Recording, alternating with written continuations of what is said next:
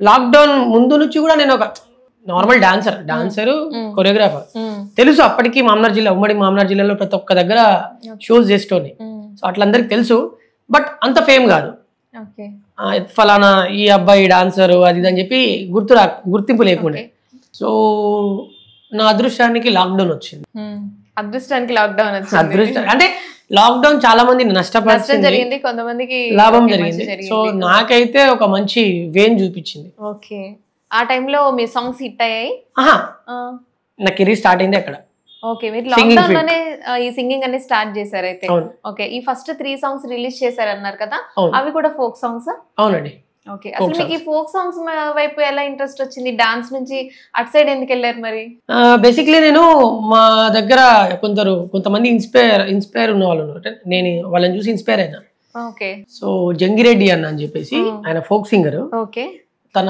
అసలు తను స్టేజ్ ఎక్కిందంటే కింద దగ్గర 1,00,000 మంది ఉండని అందులో నుంచి ఒక్కరు కూడా బయటికి వెళ్ళరు నించోరు అంత ఇంట్రెస్టెడ్ గా చూస్తాడు అంత ఆకట్టుకుంటాడు అండ్ మా డాన్సర్లకు అయితే వెనక నేను డాన్సర్ గా చేస్తుండే వాళ్ళకు డాన్స్ ఫీల్డ్ అన్నప్పుడు ఇక ప్రతి ఒక్క ఈవెంట్ చేయాల్సి వస్తుంది ప్రతిదీ చూసుకోవాలి సో నేను ఆయనకి డాన్సర్కి వెళ్తుండే ఆయన పాట పాడితే పూనకాలు వస్తుండే మాకు ప్రతి ఈవెంట్ లో బోర్ కొట్టపోయేది ఏ ఈవెంట్ లో ఖాళీ ఆయన స్టార్ట్ ఎప్పుడు చేస్తాడు అంత ఆతృతగా ఉంటుండే సో ఆయన చూసి కొంత ఇన్స్పైర్ అయ్యాను తర్వాత జయప్రకాష్ అని ఉంటుండే ఆయన అంటే వీళ్ళందరూ మా మహబూబ్నగర్ వాళ్ళే పాలమూరు ముద్దు బిడ్డలు జానపదంలో నిజంగా వీళ్ళు నాకు తెలిసి వీళ్ళని మించడం లేరు అంత బాగా పర్ఫామ్ చేస్తారు సింగింగ్ విషయంలో దగ్గర కొన్ని వేల పాటలు కొన్ని లక్షల పాటలు వాళ్ళు పాడేది సో ఆయన తర్వాత శివనాగులన్న తర్వాత చాలా మంది ఉన్నారు నేను స్టార్టింగ్ ఇంప్రెస్ అయింది నాకు కళాసాగర్ నుంచి చనిపోయింది పాప ఆయన కళాసాగర్ అని చెప్పేసి చాలా మంది ఉన్నారు సో వీళ్ళందరినీ చూసి నేను ఇన్స్పైర్ అయ్యాను ఫోక్ విషయంలో ఇన్స్పైర్ అయ్యారు సో ఈ రాములమ్మ సాంగ్ కి మీరు ఎవరి దగ్గర నుంచి హెల్ప్ తీసుకున్నారా లేదా మొత్తం కంప్లీట్ గా ఇది మీ ఐడియా మీ ప్లాన్ యాక్చువల్లీ నేను స్టార్టింగ్ నుంచి నేను సాంగ్స్ రాస్తున్నప్పుడు కానివ్వండి ట్యూన్ చేస్తున్నప్పుడు కానివ్వండి నేను దగ్గర ఈ డాన్స్ ఫీల్డ్ లోనే చాలా మంది పరిచయం ఉన్నారు పెద్ద వాళ్ళు పరిచయం ఉన్నారు మంచి మహామహానులు పరిచయం ఉన్నారు సో వాళ్ళకి కాల్స్ చేసి అన్న నేను ఇట్లా సాంగ్ అనుకుంటున్నా ఇది ఎట్లుందన్న అని చెప్పేసి అడుగుతుండే బట్ అప్పటికి నాకు అంత సాంగ్ రాసేసి పాడి వినిపించి ఎలా ఉందని అడిగే వాళ్ళ లేదు భయం నాకు అసలు వాళ్ళు కాల్ చేసి అడగాలి మాట్లాడే ఎందుకంటే నేను ఒక డాన్సర్ నాకు మోమాటం ఎక్కువ ఉంటది అప్పుడు మనకు అంటే నీ ఫేస్ కి నువ్వు ఏంద్రా అవసరమా నీకు అని అనుకుంటారేమో డాన్సర్ లెక్కనే ఉండాలి ఇక చాలా ఉంటాయి ఈ ఫీల్డ్ లో అయితే సరే నాకేంటంటే అయినా సరే అని చెప్పేసి నేను నాకు తెలిసిన వాళ్ళు ప్రతి ఒక్కరిని అడుగుతుండే అడిగేవాళ్ళు వాళ్ళందరూ మంచిగా బాగుందిరా మంచిగా రాస్తున్నారా మంచి ప్రాసలు మంచిగా కలుస్తున్నాయి ఇతి ప్రాసలు నీకు బాగా నీకు అసలు నీకు ఎట్లా వచ్చింది ఇది థాట్ అని చెప్పి వాళ్ళు కూడా క్వశ్చన్లు వేసేటోళ్ళు అంటే అమ్మో నిజంగా నేను బాగానే రాస్తున్నాను అని అనుకుంటే తర్వాత ఒక రోజు ఏమైందంటే నేను శివనాగులు అన్న ఒక సాంగ్ కి యాక్ట్ చేయడానికి యాక్ట్ చేసిన తర్వాత అది ఎడిటింగ్ కోసం అని చెప్పేసి ఒక దగ్గరికి వెళ్ళా యాక్చువల్లీ ఆయన ఎడిటర్ కమ్ మ్యూజిక్ డైరెక్టర్ అనమాట నేను వెళ్ళిన దగ్గరికి సో జయరామ్ రెడ్డి అని చెప్పేసి షాద్ నగర్ లో తన చిన్న ఇంట్లోనే సెటప్ పెట్టుండే మ్యూజిక్ సెటప్ సో తను ఆ సాంగ్ నేను తనకి వినిపించిన బ్రదర్ నేను ఇట్లా సాంగ్ రాసిన ఒకసారి నేను మైక్ లో పాడాలని నా కోరిక నేను పాడగలుగుతానా జస్ట్ టెస్ట్ చేసుకోవాలని చెప్తే సరే వై నాట్ రాము ఖచ్చితంగా రా పాడు అన్నాడు అప్పుడు నా ఫస్ట్ సాంగ్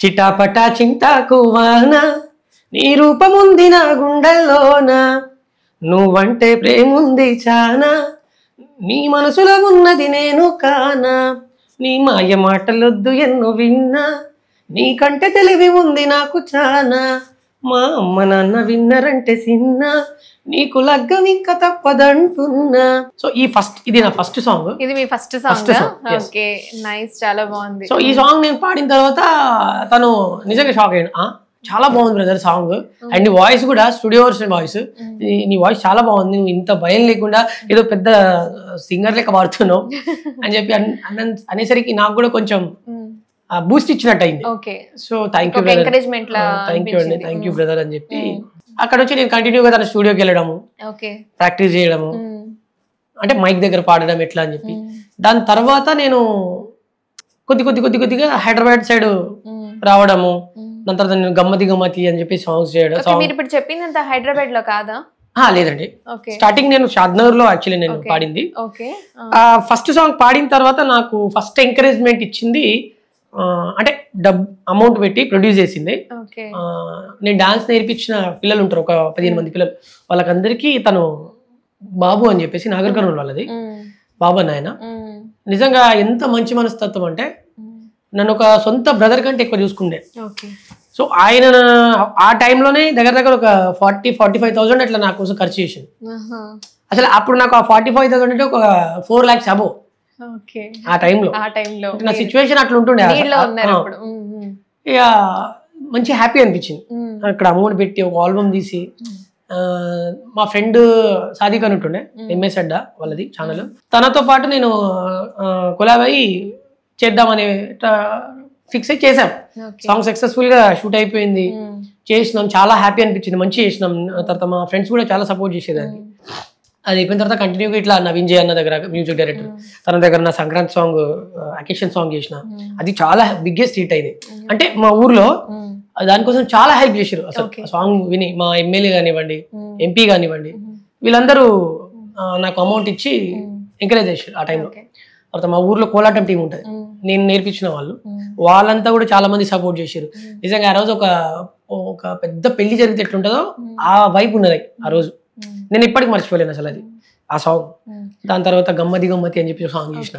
ఆ తర్వాత ఈ సాంగ్స్ చేసిన తర్వాత ఏమైందంటే ఇంకేదో కావాలి ఏంటి, నా సంక్రాంతి సాంగ్ ఎడిట్ చేయించుకొని జగిత్యాల నుంచి నేను రిటర్న్ వచ్చే మూమెంట్లో నాకు సాంగ్ కట్ అయింది.